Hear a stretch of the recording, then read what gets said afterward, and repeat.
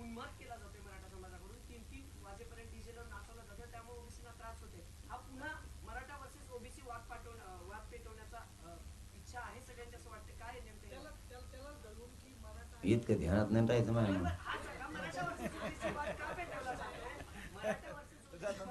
Maratha versus वाद पेटवण्याचा प्रयत्न आहे का? ओबीसीला गावागावात त्रास दिला जातोय, उन्माद माजवला जातोय मराठ्यांकडे.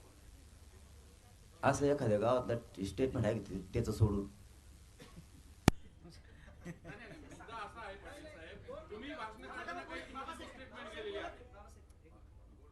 त्यांचं सोडून नाहीये. गावखेड्यात आम्ही लय प्रेमाने, मी भाषण नाही करत नसतं, हे सत्य हकीकत आहे. आत्ताही आम्ही एकमेकाच्या लग्नाला जातो, मोटरसायकलवर जाताना दोघं 50-50 पेट्रोल टाकतो गाडीला. त्याने आज चहा पाजिला तर आम्ही उद्या पाजितो. नाही दिला एकमेकाला चहा नाही पाडला तर कचाकच गोडीला येते एकामेकाला. एवढं प्रेम आहे आमचं एकमेकावर गावखेड्यात. आत्ताही कोणाचे मोटर जळाले ना तर आपण म्हणतो तुझं पीक जळून देऊ नको, तुझ्या पिकाला पाणी दे. ही रिअल परिस्थिती आत्ताची. नांगरा सुद्धा बैल एकमेकाला देतोय आम्ही. हे गावखेड्यातलं खरोखरचं प्रेम आहे. हे दूषित हे करायला लागलेत. मी म्हणलो का आधी कोयते घ्या कुरडी घ्या हे म्हणले, तरीही आम्ही शांततेचं आव्हान केलं. आता गाणे लावून नाचत येत त्याला काय नाही, ते तर झोपल्याला येशीत तिकडं. इकडं आम्हाला काही त्रास नाही दोघाला बी.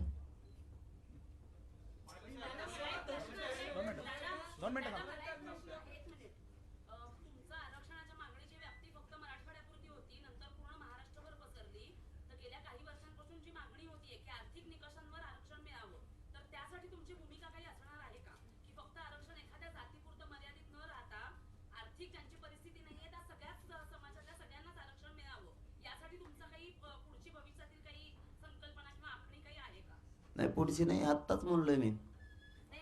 पाठीमागं लातूरमध्ये काही नोंदी सगळ्या जाती धर्मात सापडल्या, ब्राह्मण बांधवांपासून सगळ्यांच्याच. ते म्हणले आता याचं काय करायचं, म्हणलं द्या सगळ्याला, आमचं कुठं घरचं आहे, द्या सगळ्याला. म्हणजे मला विचारलं म्हणून मी सांगितलं जाऊ द्या म्हणले, सगळेच द्या. त्यात मुस्लिम बांधव बी निघालेले होते, लिंगायत बांधव बी कुणबी म्हणून निघाले, ब्राह्मण बांधव पण निघाले. म्हणलं देऊन टाका सगळ्याला. निघाले म्हणल्यावर काय कायदेशीर आहे ना नियमानं, कायदे चौकट कशी मोडू शकता तुम्ही?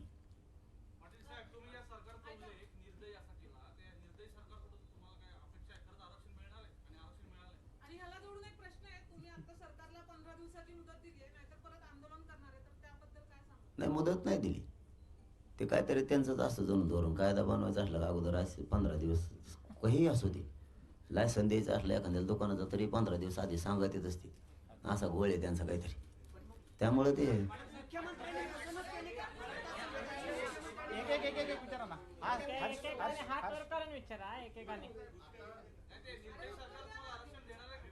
दिलं ना, आणि घेतल्याशी सोडीन का मी? कसलं असं मी परत जात असतो मुंबईत तितकंच गबाळ घेऊन सगळं. आणि आता तर माघारी येत नसतं, वाशीतून नाही कुठून नाही. मग आझाद मैदानात सगळे कोण बसत असतो मग आम्ही.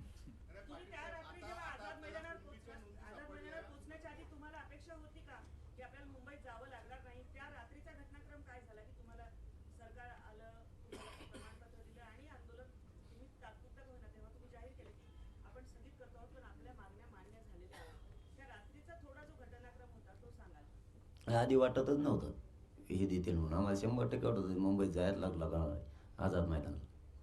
कारण त्याच्यामध्ये सुद्धा 2-3 प्रयोग झाले होते खोलीतच. मग खोलीत प्रयोग झाल्यावर मी जर 4 भीतीच्या आत बोलायचं ठरलं असतं, इकडं कुठं व्यासपीठ आहे, काही काही म्हणतात घरात बसल्या बसल्या 4 भीतीच्या आत बोलले. 4 भीतीच्या आत बोललो मग का पैसे घेतले काय? असे तर 3 वेळेस बोललो आम्ही, एकदा नाही 3 वेळेस. पण आम्हाला जे पाहिजे होतं त्याच विषयावरती आमची व्याख्या आणि सगळे सोयरे त्याची वाक्यासह आम्हाला तिथं ते पाहिजे होतं. म्हणून ते खेळ हिसकाटायचा आमचा. एकदा तर त्या लोणावळ्यात का कुठं तरी तिथं खेळ हिसकाटला आमचा. परत तिथं भितडीच होते. मग बोलावं कुठं? आता ते भ्यायला लागले, मी का करू त्याला? त्या अधिकारी मंत्री झोपते घरी, ते दिले अधिकारी पाठवून. ते म्हणले आम्ही नाही भाऊ, त्या पोरला आरडत देत म्हणे तिकडं नाही. मग म्हणलं बसा घरातच. आता घरात चर्चा झाली, कारण त्यांच्या पदाला प्रतिष्ठा असते, त्यांचं एक स्टेटस असतं आलेल्या अधिकाऱ्यांचं. ते लोकात नाही लोड घेत, ते लय लोड घेतात त्यांच्यात. ते 2-3 बऱ्याच घोषणा दिल्या तर ते म्हणले दाराच्या बाहेर सुद्धा येत नाही मी, तुम्ही जर बाहेर चर्चा करा म्हणले. मला मग आत बोलू, आमची व्याख्या सांगितली आणि त्याप्रमाणे आमचं सगळ्या सोयऱ्यांसाठी खरा जीवाग्रह होता. त्यासाठी आम्ही मुंबईपर्यंत निघालो होतो. आणि 54 लाखांच्या परिवाराला प्रमाणपत्र, हे एक आमचा आग्रह होता. आणि शिबिरं त्यांनी गावागावात यासाठी घेतले पाहिजे, कारण सामान्य माणसाला माहीतच नाही तिची नोंद सापडली का नाही. ते तुम्ही ग्रामपंचायतला चिटकेले सुद्धा पाहिजे किती नोंदी सापडल्या. हे सगळ्या गोष्टीसाठी केसेसचा विषय होता आणि ते सगळ्या त्यांनी निर्णय तिथे घेतले आणि राजपत्रित आदेश दिल्यामुळं आम्हाला जे पाहिजे होतं समाजाला गोरगरिबांचं कल्याण त्यात होणार आहे, काहींना नाही मिळालं.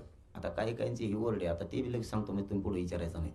राज्यामध्ये दोन उपमुख्यमंत्री आहेत राज्यामध्ये दोन उपमुख्यमंत्री आणि एक मुख्यमंत्री आहेत. तुम्ही मुख्यमंत्र्यांच्या फार जवळ असता, त्यांच्याशी जरा संलग्न ठेवून असता, अशी जी टीका होते तुमची, तर नेमकं काय म्हणजे दोन उपमुख्यमंत्र्यांबद्दल तुमचं मत काय आणि मुख्यमंत्र्यांबद्दल काय? जवळ काय आहे, त्यांच्या नड्यात गुतलं हे आंदोलन. जवळ फिवळ काय त्यांनाच पण नाही, जवळ नाही काय नाही काय नाही. जो आरक्षणाला विरोध करेन त्यांना आम्ही सोडलेला नाही. त्यांना सुद्धा नाही हल्ला झाला त्या दिवशी, बघा तुम्ही हे काढून त्यांना सुद्धा त्या दिवशी सोडलेलं नाही. कारण आरक्षण हे नोंदी सापडलेलं असल्यामुळं आम्हाला आधार मिळाला. अगोदर आधार नव्हता, नुसतंच म्हणायचं मराठा कुणबी एक, म्हणजे एखादी जमीन आमची नाहीच आहे तरी आम्ही म्हणायचं ती आमचीच आहे, किंवा समोरचाही म्हणतो ती माझीच आहे. तुमच्याकडे सातबारा आहे का, मग तुमची आहे. तसं आम्हाला आता या पुणे शहरात 2 गुंठे जागा आहे आणि ती आम्हाला माहीतच नाही आहे म्हणून. पण सातबारा मिळाल्यावर तुम्ही दादागिरी बळी असली तरी तुम्हाला ती द्यावी लागणार आहे. तसं आम्हाला आता आमच्या नोंदी मिळाल्यात, त्यामुळं त्याला आडवं कोणी येऊ शकत नाही. ना आलं बी तरी ते आम्हाला हक्कच आहे, ते आता मिळणार. लढा शेवटच्या टप्प्यात होता. अंतरवालीपासून मुंबईपर्यंत जाईपर्यंत मुंबईच्या वेशीवरच मराठा समाजाच्या आरक्षणाचा प्रश्न एका शब्दामध्ये थांबलेला होता. ज्या 54 लाख नोंदी मिळाल्या मराठा समाज ओबीसी आरक्षणात असलेल्या म्हणजे कुणबी असलेल्या, त्या आता 57 लाख आहेत आणि 39 लाख नोंदी वाटप केल्या. ज्या 39 लाख प्रमाणपत्र दिलेत, आमचं म्हणणं होतं की जे परिवार आहे त्याचे परिवारातील नातेवाईक यांना तातडी नाते वाटप करा. म्हणजे 54 लाख 57च्या आधी 54 लाख जरी धरले, एका एकाला 5-5 दिले तरी 2 करोड मराठा आरक्षणामध्ये जातोय. आणि ज्या मराठ्यांच्या नोंदी सापडल्या नाही त्यांच्यासाठी गणगोतातील सगळे सोयरे यांना त्याच नोंदीच्या आधारावर कुणबी जात प्रमाणपत्र देण्यात यावं, त्याची व्याख्या आपण केली होती की पिढ्याना पिढ्या परंपरेनुसार लग्नाच्या सोयरीकी जुळतात ते सगळे सोयरे, त्या सगळ्या सोयऱ्यांना ज्या मराठा बांधवांची नोंद मिळाली त्याच नोंदीच्या आधारावरती देण्यात यावं, या मागणीसाठी मुंबईपर्यंत मराठा समाज लाखो करोडाच्या संख्येने गेला. आणि सरकारनं राजपत्रित अध्यादेश 27 तारखेला 27 जानेवारीला मुंबईच्या वेशीवरच काढला. मुंबईत जाण्याचीही मराठ्यांना गरज नाही पडली. हा मराठा समाजासाठी आणि गोरगरीब गरजवंत मराठ्यांसाठी हा 70-75 वर्षातला पहिला मोठा कायदा आहे. आणि मराठ्यांच्या पोरांनी सांगितलं होतं की आम्ही शांततेत मुंबईला जाणार आणि येताना शांततेत आरक्षण घेऊनच येणार. कायद्याचा अध्यादेश झाला, अधिसूचना निघाल्या म्हणजे आरक्षणच घेऊन आले. आता येत्या 15 दिवसात त्याचं कायद्यात रूपांतर होईल आणि घराघरातल्या महाराष्ट्रातल्या मराठा समाजाच्या ज्याच्या नोंदी सापडल्या त्यांना आरक्षण मिळणार. हा मराठा समाजाचा प्रचंड मोठा विजय. याचबरोबर त्या दिवशी दिवाळी पण मराठा समाजानं गुलाल उधळून साजरी केली. आता आणखीन एक महादिवाळी होणार आहे. त्या कायद्याच्या मार्फत एक प्रमाणपत्र मिळालं सगळ्या सोयऱ्यांचे की महाराष्ट्रात महादिवाळी, आणि आम्ही म्हणतो तसं करतो. या भारतात आणि महाराष्ट्रात पुन्हा अशी सभा झाली नसेल की प्रचंड मोठी विजय सभा त्यानंतर होणार. धन्यवाद. आपल्याला काय विचारायचं असलं आपण विचारावं. प्रश्न असा आहे की मराठा आंदोलनाचं तुम्ही स्वीकारल्यापासून आंदोलनाबद्दलची माहिती तुम्ही सातत्याने वेगवेगळ्या माध्यमातून मांडण्यात आलेला आहे, पण मनोजदादा पाटील तुम्ही नेतृत्व घडलं तसं त्याच्याबद्दल आम्हाला थोडं जाणून घ्यायचं. त्यामुळे तुमचा प्रवास सुरुवातीचा कसा होता, तुम्ही कुठून आलात, तुमचे प्राथमिक काय आहे, शिक्षण काय झालं, यापुढे तुम्ही कुठल्या राजकीय पक्षाशी संबंधित होतात का, हा सगळा तुमचा थोडासा इतिहास थोडक्यात सांगा. नाही, प्रथम मी नेतृत्व हातात नाही घेत. सगळ्यात अगोदर तिथंच माझ्या मराठा समाजानं मला स्वीकारलं. मला नेतृत्व नको होतं. मी पोरं बघत होतो, मला फोन येत होते ते 1% जर एखादं लेकरू हुकलं तर त्याच्या वेदना किती, त्याला किती त्रास होतो. एखाद्या मुलीचा नंबर 1% हुकला, ते अधिकारी होता राहिला, त्यांचे ते वेदना ऐकायला येतं. म्हणून नेतृत्व नको, पण आपण आंदोलन केलं पाहिजे. पण प्रामाणिक केलं पाहिजे. आपल्याला कोणी डाग नाही लावला पाहिजे की त्यांनी दुकानदारी चालू केली आणि पैसे जमा करायला लागलं, कोणाच्या हातला फुकट जेवून खायला लागलं त्या मराठ्यांच्या नावाखाली, किंवा कोणाला काही पण कामं सांगायला लागला विनाकारण पैसा जमा करायला लागला. बाळासाहेब सराटेंची हायकोर्टामध्ये याचिका आहे. 20 मार्च 1994 त्यांनी GR चॅलेंज केलेला आहे. बोल. आता आपल्याला नोंदी मिळाल्या, आपले गोरगरीब विद्यार्थी सगळे प्रवेश घेतील या याच्यात सगळे. तुम्हाला असं वाटतं की एक ओबीसीचा कोटाचा जो कट ऑफ आहे सगळ्या अभ्यासक्रमांसाठी तो वाढेल भरपूर, जो आता ओपनला सर्वाधिक लागतो तो ओबीसी मध्ये सर्वाधिक लागेल. आणि दुसरं म्हणजे आपण म्हणतो की आपल्या समाजामध्ये सगळ्यात गोरगरीब विद्यार्थी आहे. आता जर तुम्ही जर सगळं फीज बघलं, स्ट्रक्चर बघितलं तर एवढं आहे तर ते गोरगरीब विद्यार्थ्यांना भरणंही मुश्किल नाही आहे. जरी ओबीसीतून आरक्षण झालं तर तुमची लढाई खरंच या सगळ्या विद्यार्थ्यांना फ्री एज्युकेशन मिळण्यासाठी होणार आहे का? इतर राज्यामध्ये ते आहे बऱ्यापैकी, महाराष्ट्रात ते नाही. केली, मुलींना केलं सुद्धा फ्री. माझं म्हणणं होतं मुलगा आणि मुलगीत भेद करू नका. विद्यार्थी मराठ्यांचा विद्यार्थी म्हणून उपशिक्षण करा. त्यांनी नुसतं मुलींचंच हे काढलं आहे. मग ते परत थांबवलं आहे आम्ही की करा दोन्ही, आरक्षण मिळेपर्यंत. कारण आम्ही उगा हट्टीपणा नाही गाजविणार. आरक्षण मिळेपर्यंत द्या. आता आम्हाला जर विरोध करायचा असता तर मग अशी त्यांनी त्याचं नाव विषय काढला होता की असं होते, भांडणं होते, मारामाऱ्या होत्या गावागावात. आमच्या मनात जर पाप असताना तर मला खरं सांगतो या GRमध्ये सगळ्यांसाठी फायदा होणार आहे, सगळ्यांच्या सगळ्या सोयऱ्यांचा, म्हणजे ओबीसींचा सुद्धा. मी तिथं म्हणू शकलो असतो आंदोलन आम्ही करायचं, रक्त आम्ही जाळायचं, यांना कसं काय फुकट नाव घेतलं, यांचं म्हणजे उडवाई शब्द इथला. आम्ही सांगितलं हो द्या त्यांच्या गोरगरिबाचा फायदा, याच्या एकट्यासाठी गोरगरीब ओबीसींचं का वाटलं हो द्यायचं. ते GRमध्ये येऊ दिलं आम्ही. पुढचा लढा हा तुम्ही जे सांगितलं सगळ्या सोयऱ्यांचं, हे नेमकं कारण पूर्वी होतं आजोबा पंजोबाचा लागायचं तेव्हा त्याच्या मुलांना ओबीसीचं प्रमाणपत्र मिळायचं. आता ही ती सिस्टीम राहणार. तुमच्या लेखी सगळ्या सोयऱ्यांना म्हणजे त्यात कोण कोणाला मिळणार ते जरा स्पष्ट करा. तुम्ही म्हणताय ते नातेवाईक आहेत, ते सगळे सोयरे नाहीत. त्याच्या नोंद मिळाली त्याच्या चुलत्याला, काक्याला, त्यांना मिळणं किंवा त्याच्या आजोबांना मिळणं म्हणजे हे त्याचे रक्ताचे नातेवाईक आहेत, परिवारातले. आणि सगळे सोयरे म्हणजे गणगोतातील, जिथं आपल्या लग्नाच्या सोयरिकी परंपरेनं पिढ्यांना पार जुळतात, जिथं आपल्या सोयरीक होतात तो सगळा सोयरा गणगोतातला. म्हणजे या नोंदीच्या मराठ्यांच्या आधारावरती, याच नोंदीच्या आधारावरती त्याला सुद्धा द्यायचं, असा हा अध्यादेश आहे, अशी त्याची व्याख्या.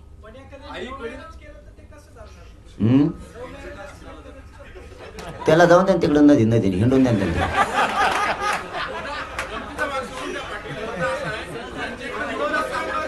आंदोलकांवरच्या गुन्हे मागे घेतले जाणार नाहीत, काही गुन्हे मागे घेतले जाणार असं गृहमंत्री म्हणले फडणवीस. आपली याच्या पुढची भूमिका काय असते? नाही, सरसकट आंतरवालीसह महाराष्ट्रातले गुन्हे मागे घ्यावाच लागणार आहेत. कारण ते आमच्यावरती अन्याय आहे, कमवून घ्यावं लागते ते बी सांगतो लगेच. पण या संदर्भात फडणवीसांनी क्लिअर केलंय यांचा बाबा एक प्रश्न होते ना, उत्तर होते त्यांचं. ते मागं घेणार नाही. त्याच्यावर काय भूमिका आहे तुमची? मी अगोदर आंतरवालीतलंच सांगतो का मागं घ्यावं लागणार आहे. 307 120 बस सारखे आमच्यावर टाकले, 353 आंतरवालीत. जिथं आमरण उपोषण सुरू आहे तिथं ना शासकीय कार्यालय आहे ना तिथं काय, 353 तिथं बसत नाही. आम्ही आमच्या आंदोलनात मंडपमध्ये बसलो, 120 बस तिथं बसत नाही कारण आम्ही कट रचलेला नाही. 307 सारखा आमच्यावर गुन्हे व्हायला आमच्याकडून कोणावर हात उचलण्यात आलेला नाही. मग 120 बस अरे त्याने धोपडला त्यांनाच. आम्ही बघतो, आम्हाला माहिती आहे, तुम्हाला काय माहिती. आमच्या जेटा घेऊन आम्हालाच हाणल्या. ते बघत होतं ना, ते आई बहीण कोणाची असू द्या, चला मी बी एक आंदोलक म्हणून सोडून द्या, तुम्ही पत्रकार बांधव म्हणून सोडून द्या. इतकं मारण्याची पद्धत ही बघू सुद्धा शकणार नाहीत तुम्ही. कसं ते रक्त गळते, कसं पाणी पिता सुद्धा येत नव्हतं, रक्तासहित पाणी तोंडात जात होतं. ही परिस्थिती होती. त्यामुळे तिथं आमच्यावरती ते गुन्हे बसत नाहीत. 120 बसचा त्यांच्यावरती बसतो. आम्ही त्यांना सांगितलं होतं क्रॉस कंप्लेंट घ्या आमच्या सुद्धा, होऊन द्या जे व्हायचं ते. आम्ही जेलला जाऊ, यांना बी यावं दे. त्यांच्या तर 642 जण बसत होते. मग त्याच्यात ते म्हणले नाही तुमच्याच मागं घेणार आहेत आम्ही. हे आमच्याकडून चूक झालं, त्यात त्यांनी माफीसुद्धा गृहमंत्र्यांनी मागितली. निष्पाप लोकांवरती हल्ला झाला. आमचं म्हणणं आहे आता महाराष्ट्राबद्दल, जे पोरच त्याच्यात नाही आहेत, आंदोलन करणारी पोरं उचलून नेलेत, जे जाळपोळ करणार आहेत त्यांना राहू द्या ना. आम्ही कुठं नाही म्हणतोय, आम्ही कुठं नाही म्हणतो, पण त्याच्यात निष्पाप पोरं हजारानं गुंतलेत विनाकारण. म्हणून ते सगळेच मागं घ्यावं लागणार आहेत त्यांना, ते घेतील 100%.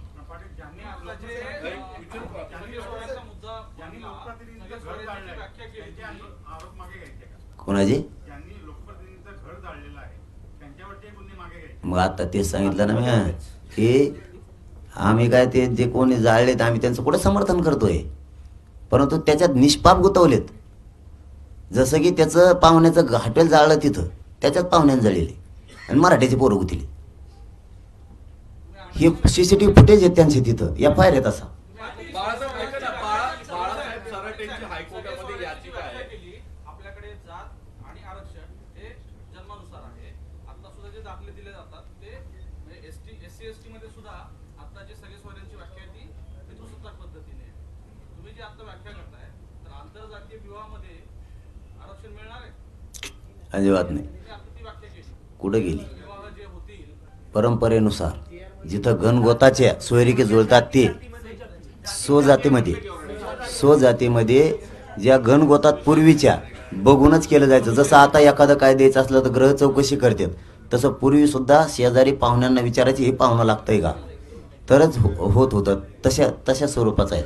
नारायण राणे आणि त्यांच्या मुलांनी आरक्षणाला नाराजी व्यक्त केली आणि जे जातीवंत मराठे आहेत त्यांनी आरक्षण घेऊ नये असं हे जाहीर केलंय. तर त्याच्यावर तुमचं मत काय? सगळेच जातीवान आहेत महाराष्ट्रातले, परंतु काय असतं, ही सुविधा आहे केंद्रानं आणि राज्यानं दिलेलं आरक्षण. असं नाही, सुविधा घेतली पाहिजे. गोरगरिबांचे लेकरं मोठे होतात. पण याला एकच उत्तर आहे, तुम्हाला घ्यायचं घ्या, नाही तर घेऊ नका. ज्याला घ्यायचं ते घेईन, मोठा होईल. तुम्हाला कोणी जबरदस्ती केली का हे धर तो गळ्यात लटकायचं आहे म्हणून? ज्याला घ्यायचं ते घे. म्हणून तुम्ही सुरुवातीपासून म्हणत आहात की मराठा समाजाच्या नेत्यांनी मराठा समाजाचं नुकसान केलं.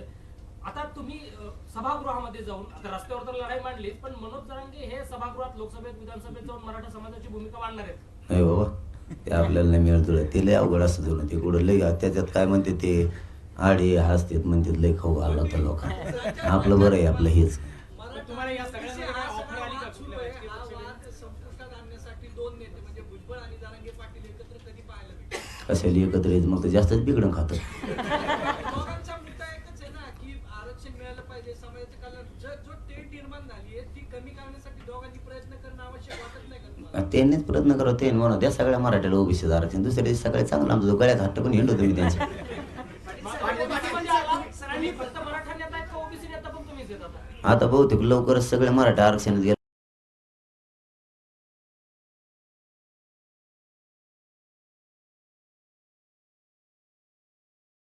उत्तर देताना तुम्ही असं म्हणालात की मुख्यमंत्री जवळचे नाहीयेत. आता दोन उपमुख्यमंत्री आणि एक मुख्यमंत्री, वाशीपर्यंत तुम्ही गेलात. आमच्यातले अनेक जण तुमच्या सोबत होते. शेवटी मुख्यमंत्र्यांनी वाशीच्या छत्रपती शिवाजी महाराज चौकात यावं लागलं. अर्ध्या रात्री दोन मंत्री आले, एक भाजपचे होते, एक शिवसेनेचे होते. शेवटी मुख्यमंत्री आले. यावरून हा मेसेज गेला की जरांगे पाटील मुख्यमंत्र्यांच्या जवळचे आहेत. एक आणि दुसरं, फडणवीस काल म्हणाले की सरसकट दिलेलं नाहीये. मग मुख्यमंत्र्यांनी मराठा समाजाची फसवणूक केली का? कोणची फसवणूक? सरसकट दिलेलं सरसकट नाही. सरसकट. बघा आता, तुमचे जुने सहकारी आरोप करतात की फसवणूक झाली म्हणून. मग त्यांचं बरोबर आहे ना, त्यांची फसवणूक झाली, त्यांना काही भेटलंच नाही. इथं गोरगरिबाला भेटलं. सांगतो ना तुमचं पण, हा, ते मराठा समाजाला सरसकट नाहीच भेटलं. सांगतो ना. 54 लाख नोंदी मिळाल्या, प्रमाणपत्र वाटले. परिवाराला 5-5 देऊ द्या. 70 निघालेत हा, एका नोंदीवर 5च मिळवते तरी 2 कोटी मराठी आरक्षणात गेले. हे तर इतसर गेले आता. आणि सगळ्या सोयऱ्यातून 2 कोटी जर त्याच्यात गेले तर खाली राहिलेच काय? सगळ्या सोयरे गुंतले त्याच्या माध्यमातून झालं सर सगळं. सुरुवातीला तुम्ही असं सांगितलं की मी मॉब कंट्रोल करतो म्हणून माझी पाठ थोपवली पोलिसांनी. पण तुम्ही आता नंतर असं सांगितलं की मॉब कंट्रोल होत नव्हता म्हणून अधिकारी जे आहेत ते बंद आराड बोलले. दोन्ही बाजूनी तुम्हीच बोलताय. डबल स्टेटमेंट वाटत नाही अरे. का? कारण लोणावळ्यापासून ज्या बैठका झाल्या त्या तुमच्या बंद दाराड. अरे तुम्ही कुंकड जोडायला लागला. मग बी ठरले का गोटे घेऊन उभा होता का बाहेर? त्यांनी घोषणा दिल्या की जी पातळ झाली इकडं. तो प्रश्न नाही ही होत. हो अध्यक्ष, 1994चा जी आर आहे, शासन आदेश आहे. ओबीसीची टक्केवारी 19% झाली. त्याला बाळासाहेब सराटेंनी हायकोर्टामध्ये आव्हान दिलेलं आहे, याचिका दाखल आहे. त्यांचं म्हणणं आहे की 10% ते आरक्षण करा आणि दर 10 वर्षांनी त्याचं पुनर्निरीक्षण करा. एकीकडे ही मागणी मराठा समाजाने बाळासाहेब सराटेंनी हायकोर्टात केलेली आहे आणि तुम्ही दुसरीकडे त्याच 10% मराठ्यांना घातलंय. हे कॉन्ट्रडिक्टरी होणार नाही की 10%च सगळे ओबीसी आणि त्यात आता मराठा पण येणार नाही? नाही, त्यांनी काय याचिका दाखल केली मला पण माहीत नाही आणि न्यायालयात प्रकरण असताना त्याच्यावर बोलू बी नाही. पण हे 19% आम्ही आहेत ती मोकळीच जागा आहे, तिथं आम्ही एकटंच बसलेले आहे. ते एकदा म्हणलं होतं, ते म्हणे एस टी फुल झालेली आहे, इथं आरक्षण मागू नका. आता एस टीत 19च लोक आहेत, एस टी भरली. म्हणलं आम्हाला दार तर उघडून बघू ती आहे का. तो एकटा टांगड्याला मग बसला सगळ्या सीटावर. याने दारं लावून घेतलेत, आत मोकळं आहे, सगळे मोकळे जागा आहे, काही अडचण नाही. एन टी व्हिजेंटीचा वेगळा बांध टाकून दिलेला आहे, त्यामुळे त्याला कुणीच धक्का लावू शकत नाही. आता 19% ही एकटा आहे, आम्ही सरळ करतो, थोडं थांब.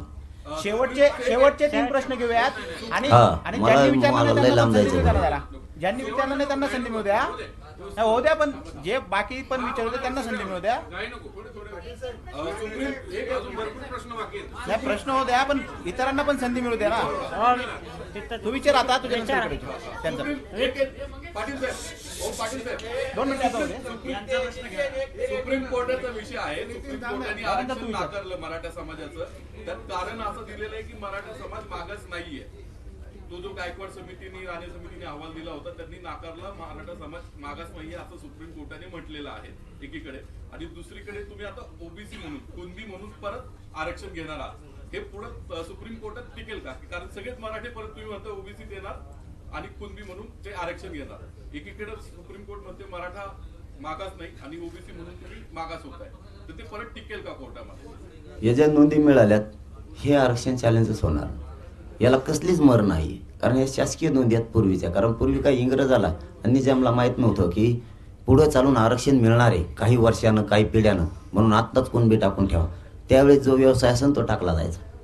त्यामुळे ह्या पूर्वीच्याच नोंदी, त्याला काहीच होत नाही. परंतु आता ते सुप्रीम कोर्टात जे आरक्षण आहे ते आता सध्या न्यायालयीन प्रक्रियेत असल्यामुळं अहवाल विषय कमिशनचा येईपर्यंत आपण त्याच्यावरती काही बोलू नये असं माझं वैयक्तिक मत आहे, की मी त्याच्यावरती काहीच भाष्य करू नये सध्या. बाबा विचारलं नाही ना. बाबा 5 प्रश्न विचारले, दुसऱ्यांना एक संधी मिळू द्या ना. बाबा 2 मिनिट थांबा. हा विचार. बोल ना.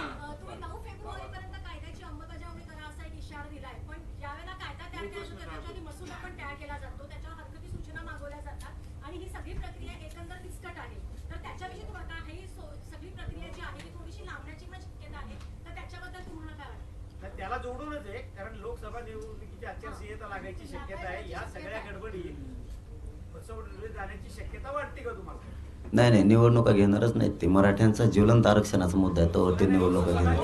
हो, निवडणुका ते घेणारच नाहीत. जोपर्यंत हे मराठ्यांचा ज्वलंत मुद्दा आहे आरक्षणाचा, तोपर्यंत ते निवडणुका घेणार नाहीत. आणि तुम्हाला आश्वासन दिलंय का? नाही, आम्ही बरोबर तुम्हाला त्या टायमात सांगू काय आता सांगत नाही.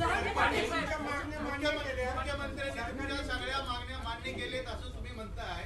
जर तुमची फसवणूक झाली, हे जर सिद्ध झालं तर तुम्ही मुख्यमंत्र्यांच्या विरोधात आंदोलन करणार का? 10 तारखेला उपोषणाला बसवलंय मला मी, परवा दिवशी लगेच 2-4 दिवसात. तुम्हाला पुन्हा 10 तारखेला उपोषणाला बसायची वेळ का वाटण्याची काय आश्वासनं दिली ती पूर्ण होणार नाही असं वाटतं? नाही, पूर्ण होतील, परंतु अधिवेशन 15 तारखेला आहे आणि हरकृतीची तारीख 16 आहे. मग तुम्ही विशेष अधिवेशन केव्हा घेणार? 15 वर्षांनी. त्यामुळे 10लाच आमरण उपोषण सुरू करायचं, कारण त्या कायद्याची आम्हाला अंमलबजावणी सुद्धा पाहिजे, कायद्यात रूपांतर होऊ.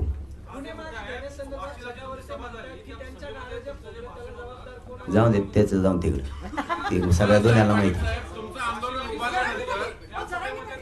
फडणवीसांचं काय? फडणवीसांच्या भूमिका अरे एक विचारा ना, एक जण विचारा ना.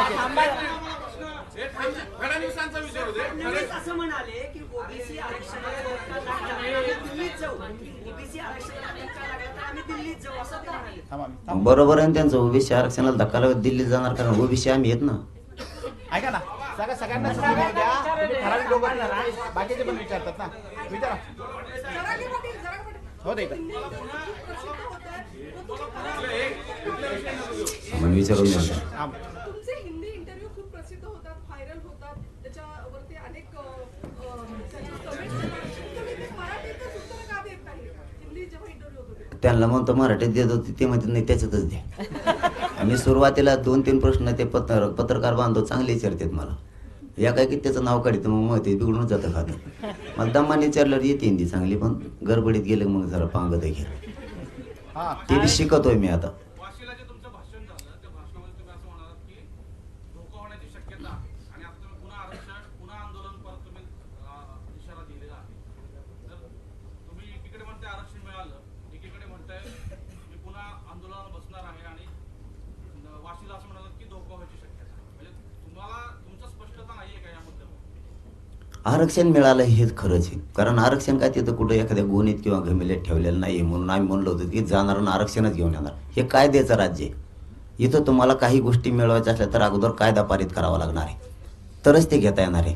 आम्हाला जे पाहिजे होतं ते अध्यादेश निघालाय. आता अंमलबजावणीसाठी आंदोलन आहे.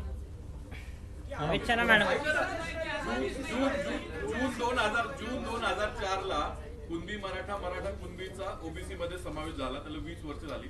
त्यानंतर राणे समिती झाली, मारुती गायकवाड समिती देखील झाली.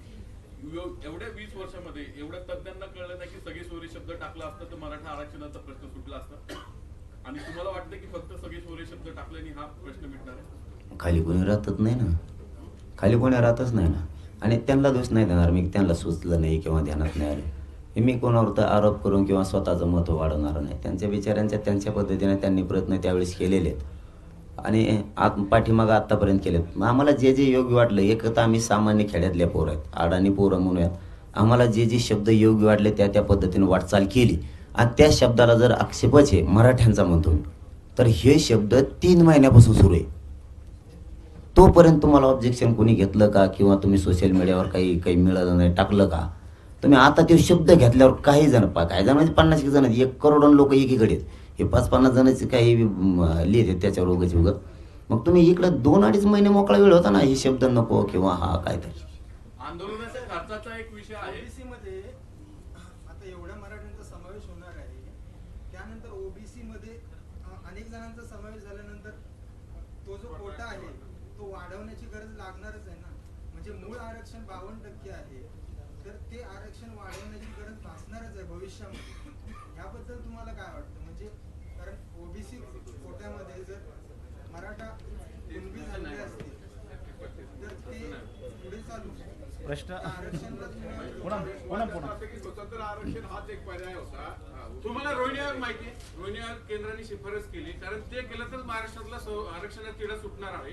कारण सगळे मराठी ओबीसीत घुसले तर त्यांच्यावर अन्याय होणार हे उघड आहे. आणि त्यासाठी फडणवीस भांडायला केंद्रात जायला तयार आहे. त्याच्यावर तुम्ही उत्तर देत नाही ते. मग याला तोडगा काय आहे?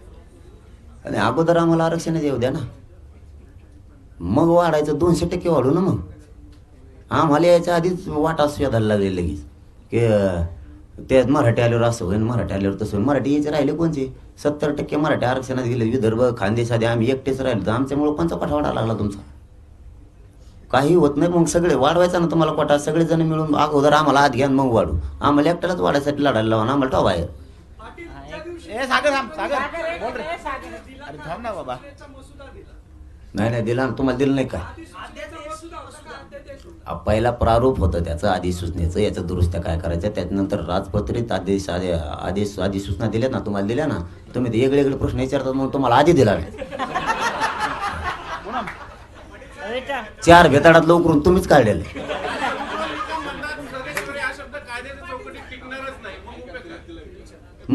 सरकारची जबाबदारी ती, त्यांनी 15 दिवस केस पाडलेला त्याच्यावरती. आणि आमचे वकील आम्ही रात्रभर त्याची खोलीत घेऊन बसलो होतो. बघा या आत्ताच काय आहे ती, वकील बांधव अभ्यासक त्या खोलीत बसलो. म्हणलं बघा आम्ही गावखेड्यातले पोरं आहेत, प्रामाणिकपणानं करतोय. इतकं बंक आम्हाला कायद्यातलं माहीत नाही. जनमताचा रेटा असला की एखाद्या गोरगरिबांचं कार्य होतं ते आम्ही काम करतोय. तुम्ही याच्यावर अभ्यास करा, तुम्हाला इंग्लिश जमती, सगळा गोंधळ बघा. ते 3 वाजेपर्यंत वाचत होते, त्यावेळेस होते तुम्ही सुद्धा 3 वाजेपर्यंत. आणि 3:30ला ते म्हणले हे ओके. मग मी जनतेत आमच्या पोरात गेलो, सगळे पोरं रात्री उठवले आणि सांगितलं असं असं आहे, काय करायचं बघा. जेव्हा त्यांना सगळं वाचून दाखवलं, वकिलांचं त्यांना सांगितलं की वकील बांधव हायकोर्टातले काही अभ्यासक आहेत, त्यावेळेस ते म्हणले मग आता यांच्यापेक्षा हुशार कोण असते? ते म्हणले मग ओके, कारण आम्ही गेलोच होतो त्या सगळ्या सोयऱ्यांच्या आदेशासाठी. आता कायदा त्याचा पारित होईल. राजकीय नाहीये, पण तुम्ही आता एकंदर तुम्हाला म्हणजे फक्त मराठा नाही तर सगळ्याच जातीचे जे युवा पिढी आहे ती फॉलो करते, तुम्हाला आदर्श मानते, तर त्यांच्यासाठी तुम्ही काय सांगाल? काय काम मंत्र द्याल किंवा त्यांना काय टिप्स द्याल? नाही, आता गोरगरीब करोडच्या संख्येनं मराठा 5 महिन्यापासून लढलाय, सगळ्या ताकदीनं लढलाय. स्वतःच्या घामाचे कष्टाचे पैसे वापरले, ताकद वापरले. आता फक्त शिका, तुम्ही मोठे व्हा, आरक्षण तुम्हाला मिळाले. एवढा संदेश आमच्याकडून. तुम्ही क्लास 1 क्लास 4चे अधिकारी हो, IPS IAS दर्जाचे अधिकारी हो, हीच आम्हाला पारित झालाय ती सरकारची जबाबदारी. सरकारनं टिकवणं आणि मराठा समाजासाठी तो खूप मोठा कायदा आहे. आणि त्याची अंमलबजावणी होणं अत्यंत गरजेचं आहे. म्हणजे प्रमाणपत्र ज्यांच्या नोंदी मराठ्यांच्या मिळाल्या नाही त्यांना प्रमाणपत्र देणं आवश्यक आहे. त्यासाठी त्याच्या अंमलबजावणीसाठी 10 तारखेला मी आमरण उपोषण करतो. काय भूमिका मुख्यमंत्री धन्यवाद पूर्ण आरक्षण मिळाल्यानंतर नंतर मुख्यमंत्री, दोन्ही उपमुख्यमंत्री आणि सरकारचं पण पूर्ण मिळाल्याच्या नंतर.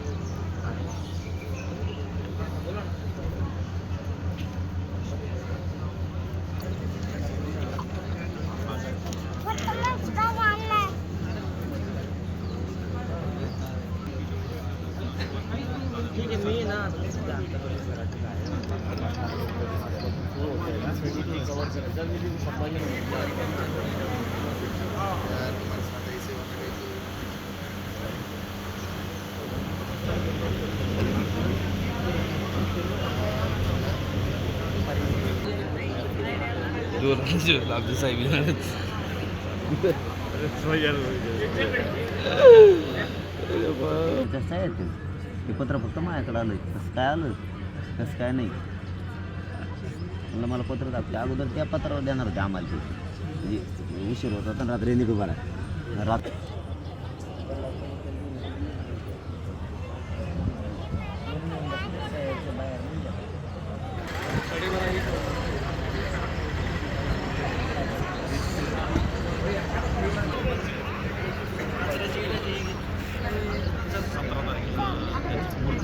समोर पाहिजे